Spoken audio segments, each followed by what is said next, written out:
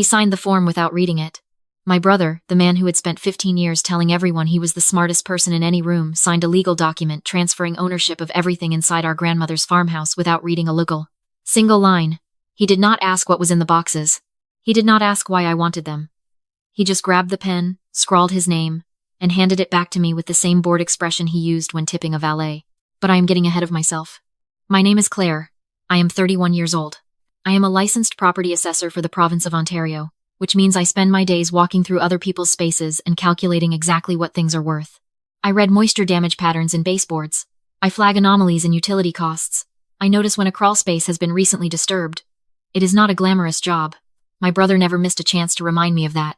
He called me the week after our mother's funeral, while I was still sitting in the parking lot of the funeral home in Guelph, still wearing my black dress, still holding a crumpled program with her photograph on the front. He did not ask how I was. He did not ask if I had eaten.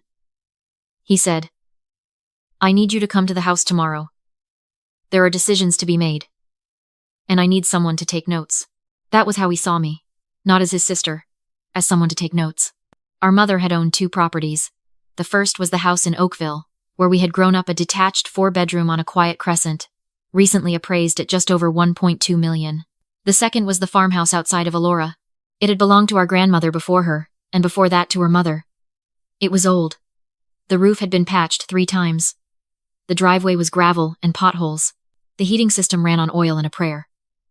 My brother called it the anchor property, which was his way of saying it was a liability he had already written off.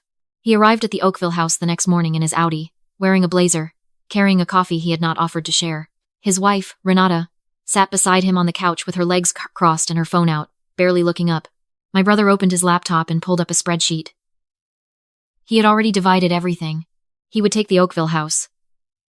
He explained this the way someone explains a parking regulation, flat, procedural, expecting no argument. The house was in better condition, in a stronger market, and as the eldest, it made sense for him to manage the more complex asset. He said this without irony. He used the word manage. For me, he had allocated the Elora farmhouse. I looked at the spreadsheet.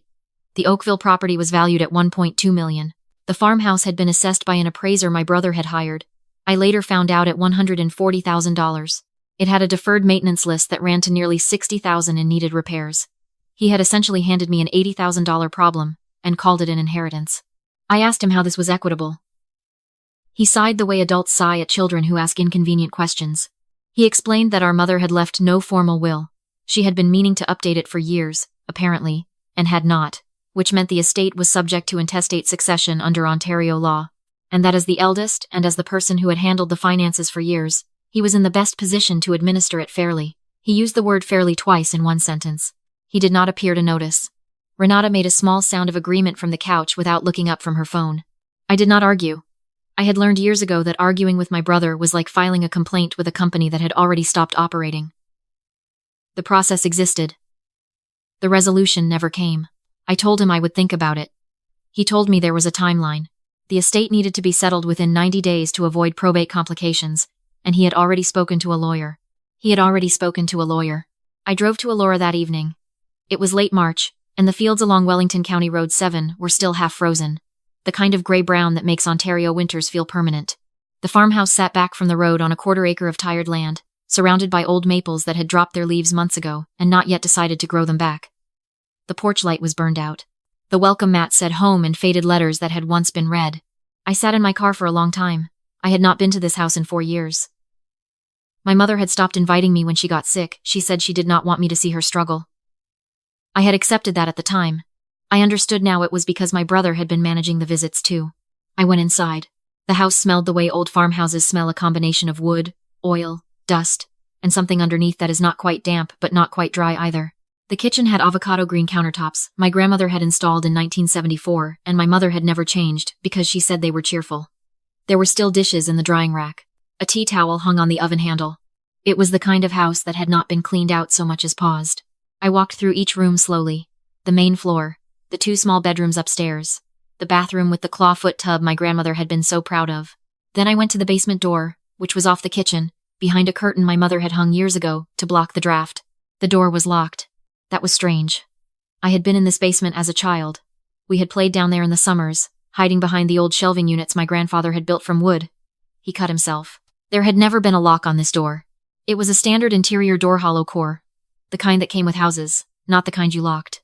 I went back to my car and looked through the envelope of documents my brother had handed me, which contained the deed to the property, a list of outstanding utility accounts, and the key to the front door. There was no second key. I called my brother. He did not answer. I texted him asking about the basement key. He replied 40 minutes later. Don't think there's anything down there. Prob just stuck. Don't worry about it. I am a property assessor. My entire job is worrying about it. I went back to the house the next morning with my work kit. I have a tension wrench set I carry, for exactly the kind of situations that happen in unoccupied properties. Seized locks, swollen frames, doors that have not been opened in years. It took me 6 minutes to open the basement door. The smell that came up the stairs was different from the rest of the house. Drier. Controlled. The way a museum smells, that careful, deliberate absence of humidity. I found the light switch and went down. The basement was not what I expected. My grandfather's old shelving was still there along one wall, but the rest of the space had been reorganized, and not recently. Someone had installed a climate control unit in the far corner, a compact dehumidifier system that was humming steadily and pulling power from an outlet that had been wired into a separate breaker. The floor had been swept and partially covered with clean moving blankets. Against the far wall, stacked carefully on custom wooden racks, were paintings. Not prints, not posters, paintings, framed, covered in protective cloth, tagged with small paper labels attached by string. I counted them before I touched anything. 41. I lifted the cloth on the nearest one. It was a landscape, birch trees, a lake, the particular flat light of a northern Ontario afternoon. The style was loose but deliberate, the brushwork confident. In the lower right corner, in a rust-colored signature, I had to tilt toward the light to read Lawren S. Harris. My hands went still. I know that name. Everyone who grew up in Canada knows that name. Lawren Harris was one of the founding members of the Group of Seven. His paintings hang in the National Gallery in Ottawa. They are reproduced on textbooks and calendars and the kind of art prints you find in dentists' waiting rooms. An original Harris sold at Heffel Fine Art Auction House in 2016 for over $9 million. I lowered the cloth back carefully. I stepped back. I made myself breathe. I lifted the cloth on the next frame. A different hand, different style, but that same northern light. The signature read, A. Y. Jackson, another Group of Seven painter. I moved to the next rack. J. E. H. MacDonald. Then a smaller canvas I almost skipped unsigned, but with a gallery stamp on the back from a Toronto dealer that had operated in the 1940s and 50s. I sat down on the basement stairs because my legs were not interested in holding me up anymore. My grandmother, I understood in that moment, had not just been a woman who liked cheerful countertops and clawfoot tubs. She had been a collector. She had spent decades quietly acquiring Canadian art at a time when no one was paying much attention to it. She had stored it carefully, maintained the humidity, kept it off the walls so it would not fade, and she had apparently told no one. Or she had told my mother. And my mother had kept it safe. I thought about the basement lock. I thought about the separate breaker for the climate control. I thought about how my brother had dismissed this house as a liability, without ever coming to look at it himself. He had hired an appraiser, someone who had valued the exterior and the structure, and had never been in that basement because the door was locked and no one had offered a key. He had handed me 41 original Canadian paintings because he could not be bothered to check. I did not call my brother. I called Miriam. Miriam was a fine art consultant I had met 3 years earlier during a commercial property assessment that had turned into a jurisdictional dispute over a storage unit full of estate items. She was precise, deeply knowledgeable, and completely discreet. She owed me a favor that I had been saving carefully. She drove out from Toronto the next afternoon. I walked her down the basement stairs without explaining anything in advance. I heard her inhale sharply when she reached the bottom. She spent 2 hours in that basement. She photographed every piece. She consulted her phone, made 2 calls she stepped outside to take, and came back both times with an expression that was trying very hard to stay professional. Finally, she came and sat beside me at the kitchen table. She put her hands flat on the avocado countertop and looked at me directly. "Claire," she said, "I need you to understand what I am about to tell you." I told her to go ahead. She had identified 34 of the 41 pieces with reasonable confidence. Of those, 22 were attributable to Group of Seven members or their direct contemporaries. 6 were by Harris alone. One of those 6, she said, that was a canvas. She recognized from a provenance gap that had been discussed in academic circles for over a decade. A painting that had been documented in a private sale in 1951 and had not surfaced since. Conservative estimate for the collection as a whole, she said. If handled through private treaty with the right buyers, $4 to $6 million. If the Harris pieces went to auction at Heffel with proper provenance documentation and the story of the collection behind them, possibly more. The disappeared painting alone could approach $2 million depending on the interest. I sat with that for a moment. My brother had assessed this house at $140,000. He had handed it to me, as the lesser share. The burden. The thing he did not want. He had never come inside. He had never opened the basement door. He had been too busy managing the valuable property to bother looking at the one he had already decided was worthless. I am a property assessor. I know what things are worth. I also know that worth is not always visible from the outside. Sometimes it is behind a locked door. Sometimes it is underneath a piece of cloth. Sometimes it is in a house that smells like dust and wood oil, and a woman you did not visit often enough. What happened next required patience. I did not move quickly. I did not call a lawyer, not yet. I went back to my brother's spreadsheet, and I looked at the language he had used in the estate division document he had prepared, the one he was asking me to sign, which I had not signed. He had listed the Elora farmhouse as a single line item. Rural residential property, including structure, land, and all contents therein. All contents therein. He had written that himself. He had written it because he wanted to make sure that if there was anything left inside furniture, appliances, my grandmother's tea set, it would not become a separate point of negotiation. He had been trying to simplify the process. He had been thorough in exactly the wrong direction. I called him the following week. I told him I had reconsidered. I told him the farmhouse was more of a commitment than I had initially thought, and I wanted to make sure that before I signed anything, the division of contents was clearly documented. I suggested we formalize it with an addendum specifying that all personal property, furniture, and stored items in the Elora property would transfer to me outright, with no future claims from the estate. He said that was fine. He said he did not want any of that old stuff anyway. He said he would have his lawyer add the language and send it over. I said that sounded reasonable. I signed the documents on a Tuesday morning in April. The addendum was 3 lines. My brother had not read them carefully because he had already decided the farmhouse was not worth his careful attention. I sat in my car afterward and looked at the signed copy for a long time. He had called me the note-taker. He had handed me the lesser property without looking inside it. He had dismissed the lock on the basement door as nothing worth investigating. He had spent 37 years being the smartest person in the room and had never once considered that the room itself might matter. What followed was several months of careful work. Miriam connected me with a provenance researcher in Ottawa who spent 8 weeks documenting the collection.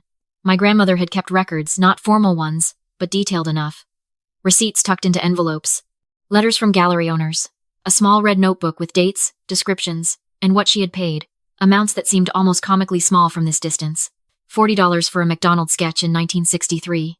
$200 for the Harris canvas in 1958 from a dealer on Spadina who was closing his gallery and selling everything quickly. She had bought them because she loved them. She had stored them carefully because she understood. Even then, that love was not enough to preserve something. You had to be deliberate about it. The provenance documentation took time. The disappeared Harris painting required correspondence with the Art Gallery of Ontario and a specialist in London who had been tracking its whereabouts for years. When we sent her the photographs, she responded within an hour. Miriam submitted 8 pieces to Heffel for their major spring auction. She managed the private treaty negotiations for the remaining pieces simultaneously. I had a property law lawyer, someone I chose myself, not my brother's lawyer, review every agreement. The spring auction ran on a Thursday evening in May. I watched the live feed from my kitchen in Guelph, sitting on the floor with my back against the couch because I could not manage to stay in a chair. The Harris painting that had been missing for 70 years sold in 4 minutes of bidding. The final price, with buyer's premium, was $2.3 million. The full collection, between the auction results and the private treaty sales, settled at just over $5.8 million. I called my brother the following morning. I did not lead with the number. I told him I had finished clearing out the farmhouse and wanted to let him know that all contents had been formally transferred and accounted for, as per the addendum he had signed. I told him the collection had been assessed and liquidated. I told him the total. The silence on the other end of the line lasted long enough that I thought the call had dropped. Then he said, "What collection?" It was not a question. It was a statement of a reality he was already beginning to understand had been wrong. I told him about the basement. I told him about the paintings. I told him about the climate control unit and the separate breaker and the 41 frames on custom wooden racks that our grandmother had spent her life collecting and our mother had spent her life protecting. I told him about Lawren Harris and A.Y. Jackson and the painting that had been missing since 1951 and had now been sold at Heffel for $2.3 million to a collector in Vancouver. He said it was not legal. He said the collection was part of the estate. He said I had manipulated the process. I told him he had written the addendum language himself. I told him his lawyer had reviewed it. I told him all contents therein had been his words. He went quiet again. I want to be honest about what I felt in that moment. People often expect a story like this to end in triumph. A clean, cinematic satisfaction. A door slamming on the deserving villain while the credits roll. What I actually felt was more complicated than that. I felt tired. I felt the specific grief of understanding, fully and finally, that my brother had never seen me as a person with standing in our family. I had been an administrative function. I had been useful, or I had been inconvenient. And those had been the only two categories available to me. He had handed me our grandmother's legacy, her 60 years of careful love, her deliberate preservation of something beautiful because he looked at a locked door and decided it was not worth opening. And he had done that because he had already decided I was not worth considering. That was not a victory I could celebrate cleanly, but it was mine. I did not sell the farmhouse. I used part of the proceeds to cover every deferred repair on the list. The roof, the heating system, the foundation drainage that had been slowly failing for years. I repainted the porch and replaced the porch light. I found a company in Wellington County that restores original hardwood floors, and I let them spend a week in the front rooms. And what came up underneath 50 years of area rugs was Douglas fir that my great-grandfather had installed by hand, and that gleamed, when it was finished, like something that had been waiting a long time to be seen. I kept 3 of the paintings, not the most valuable ones, those went to institutions that could care for them properly. And one went to the AGO as part of a donation that carries my grandmother's name on a small plaque beside the door. I kept a small McDonald's sketch of the Nottawasaga River Valley that my grandmother had noted in her red book as her favorite. I kept a landscape by a lesser-known painter from the Halliburton area, whose name most people don't recognize but whose work made my grandmother write. In her careful handwriting, "This one makes me feel like coming home." And I kept one Harris, a smaller study, not one of the famous northern scenes, but a painting of light coming through birch trees at the end of afternoon that I look at when I need to remember that some things hold their value, whether or not anyone is paying attention. My brother attempted to contest the estate division through a lawyer. The lawyer reviewed the documentation and advised him not to proceed. He did not speak to me for 7 months. When he finally called it Christmas, because even fractured families tend to reach toward each other in December, he did not apologize. He said he hoped I was well. I told him I was. I asked about Renata. He said she was fine. We talked for 4 minutes. It was a strange and careful 4 minutes, full of everything neither of us was saying, but it was something. I do not know what we will be to each other from here. I know what we were. I know what it cost me to understand it clearly. I know that the farmhouse is warm now, and the floors shine, and there is a painting on the wall that makes me feel like coming home. My grandmother knew what she had. She kept it safe in a locked basement, and trusted that the right person would eventually find the key. I think, in some way she never got to explain to me, she trusted that person would be me. She was not wrong.